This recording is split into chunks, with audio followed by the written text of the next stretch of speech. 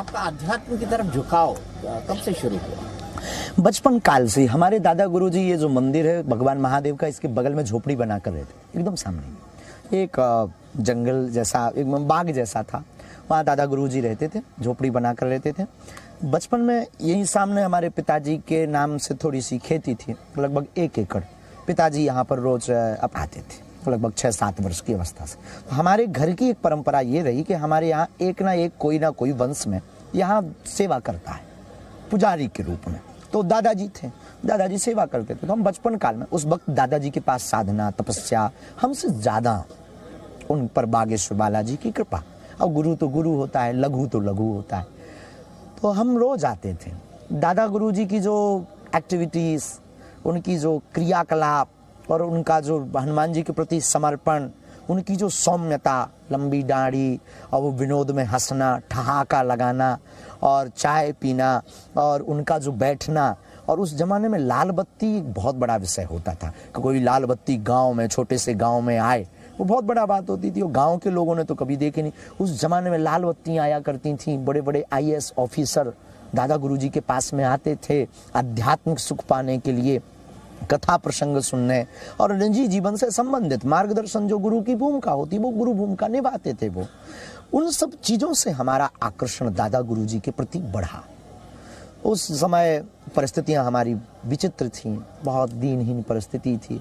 पिताजी उतना कुछ करते नहीं थे, कर्मकांड से उतना भरण पोषण। फिर कुछ दिनों बाद पिताजी ने कर्मकांड भी विराम कर दिया। अब और परिवार में उठापटक हो गई। उठापटक का मतलब भोजन की व्यवस्था भी ठीक नहीं। तो इसी गांव में हम भिक्षा कर लेते थे, ब्राह्मण होने के नाते। भिक्षा में जो मिलता था उससे परिवार का भरण पोषण होता था और परिवार हमारा चलता था। तो बहुत मन में दुख बना रहता था। लोग कहते थे कि आपके दादाजी तो बहुत सिद्ध हैं, वो कुछ भी बता देते हैं। ऐसे गांव के लोगों में मान्यता थी और वो पुजारी भी, तो बात भी सत्य थी, उसमें कोई किंतु परंतु भी नहीं था। एक दिन हम भी 9-10 साल, थोड़ा सा होश, तो घर की वो परिस्थिति, वो छोटा सा कमरा, वो भी कच्चा कमरा, वो भी वो माँ की एक साड़ी पहने देखना, हमसे छोटी एक बहन, हमसे छोटा एक भाई, और उनकी पढ़ाई के लिए त्योहार आ जाए तो हम उनको भोजन भी नहीं करवा पाते थे और वो ठीक से कपड़े भी नहीं पहनते थे। और बच्चे बहुत खुशियाँ मनाते थे त्योहारों पर। उनको देख कर के एक मन ही मन, एक जो बड़े होने के नाते हम घर में बड़े थे, पीड़ा हुई। और ये भी ईश्वर की एक कृपा थी। तो एक दिन हम दादा गुरुजी के पास आए और हमने प्रार्थना की कि आप तो दुनिया का सब कुछ बता देते हो और हमें तो कुछ नहीं, आप हमें बताओ। उन्होंने बहुत मुस्कुराए, बिटवा कहते थे, बिटवा, धीरेन्द्र, धीरू, और उन्होंने चाय पिलाई, जूठी चाय वो हमको पिलाते। एक बहुत आश्चर्य की बात थी कि हम 10 भाई हैं ताऊ चाचा के मिलाकर, और लगभग एवरीडे हाजिरी, मतलब आना सबका, क्योंकि बाकी चाचा लोगों का खेत भी यही था और दादा गुरु के प्रति सबका सम्मानीय भाव था। तो दादाजी के पास में हमारे चाचा लोग भी आते थे और सभी भाई हम आते। लेकिन जूठी चाय पिलाना हम 10 भाइयों में वो हमको ही बुला कर देते थे। एक आश्चर्य था, कौतुक था। गुरु की दृष्टि तो बहुत अपार होती, तो वो शायद कुछ देख पा रहे थे। वो चाय हम पीते थे, फिर उस पात्र को धुल करके वहीं रख देते थे। नीचे एक नल लगा है, अभी भी लगा है, उसको हमने मिटाया नहीं, क्योंकि दादा गुरु जी के ना उसमें हाथ से उन्होंने चलाया है, तो वो याद है। एक फीलिंग्स होती ना, वो जुड़ाव है उससे, आत्मीयता है। तो दादा गुरु जी हमको चाय पिला दो। उन्होंने हंस करके कहा ठीक है, रात को आना। हम कहा ठीक है। उन्होंने हाँ। आपकी आंखें नम हो गई क्यों? तो यादें हैं, बहुत पुरानी यादें हैं। और जहाँ बैठे हैं अब, यहाँ तो मतलब वो सब व्यू सामने ही है, सन्मुख है। और ये तो कोई इसको कहीं बाहर बैठ कर के ये बात करते तो शायद अलग, पर यहाँ तो एकदम स्पष्ट ही है सब। बस रात को गए और उन्होंने फिर सूत्र दिया, बाहें पकड़ी हमारी, बालाजी से उन्होंने जीवन भर के लिए हमें जोड़ा।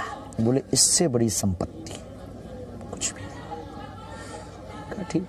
और एक लीला दिखाई। लीला मतलब एक बहुत तेज सा प्रकाश सा हुआ, जो आज तक टीवी पे बताने का विषय नहीं, साधक का अनुभव का विषय होता है। हम चले आए, लेकिन हम आपकी तरह ही थे, जो आप लोगों को कई बार होता है। हमें भी लगा कि बस उन्होंने चमत्कार दिखा दिया, बताया नहीं कि हमारी गरीबी कैसे हटेगी। संपत्ति नहीं बताई कि गड़ा हुआ धन बता दें, हीरा बता दें, हमारे पन्ना में हीरा बहुत पाए जाते हैं, ठीक है, पर उस वक्त होश नहीं था कि गुरु ने क्या संपत्ति दे दी जो कभी खर्च नहीं होनी। उस परमात्मा की भक्ति नहीं। बस दिन बीतते गए, आभास होने लगा, फिर अनुभव होने लगे, फिर कोई सामने आता है तो फिर जो है उसकी ये ऐसा बोलेगा, ऐसा मन में आने लगा, लेकिन संकुचित भाव में हम कह नहीं पाते थे। लेकिन वो आके बताता था कि हमारा नाम ही, तो हमें लगता था यार ये तो हमें पता था, हमने क्यों नहीं पहले कह दिया। हमने गुरुजी को भी बताया, वो बहुत हंसे, उन्होंने कुछ उपाय बताए, हनुमान चालीसा पढ़ो, विधान बतलाए, उनको किया, फिर साधना की, तपस्या की, हवन किया, उनकी सेवा खूब की। फिर 2010 में उनका काशी वास हो गया। 2 साल के लिए फिर और बड़ा धक्का लगा, क्योंकि अब हमारा जुड़ाव घर से कम, उनसे ज्यादा, आंखों की नमी अब रुक नहीं रही है महाराज जी। बहुत ज़्यादा प्रेम था हमारा, फिर वो जुड़ाव हमारा उनसे बहुत ज़्यादा हो गया, बहुत ज़्यादा। फिर बस काशी में उनको इच्छा मृत्यु। अच्छा। काशी में उन्होंने पहले ही कह दिया था कि हम काशी में शरीर छोड़ेंगे, और जब अंतिम समय शरीर का छोड़ने का आया, गुरु तो आज भी हमारे साथ हैं वो, लेकिन शरीर छोड़ने का समय आया तो 2-4 दिन यहाँ इंतज़ार किया। तब ताऊ चाचा लोगों ने, हमने सबने निर्णय किया कि काशी में ही शरीर को त्यागें। तो हम सब काशी में मणिकर्ण का घाट पर जी 15 दिन तक दादा गुरुजी वहाँ एक धर्मशाला में रहे। 15 दिन बाद जब पितृपक्ष लगा तो पितृपक्ष की परमा को सुबह 6 बजे तो सूर्य की लालमा आती जा रही, उस महापुरुष का शरीर पूर्ण हुआ। उस बुद्ध पुरुष महापुरुष की देन है कि हमको हनुमान जी की साधना, जीवन जीने की कला, बात करने का ढंग और जीवन को कैसे जीना चाहिए, मतलब सीधी सी बात, हनुमान जी को मिलवाने का श्रेय उस महापुरुष, उन महापुरुष को है।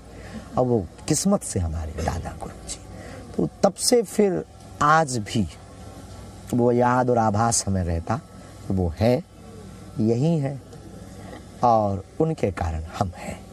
तो कहते हैं जिसका गुरु महापुरुष होता है उनका चेला फिर बुद्धू नहीं, बुद्ध होता है।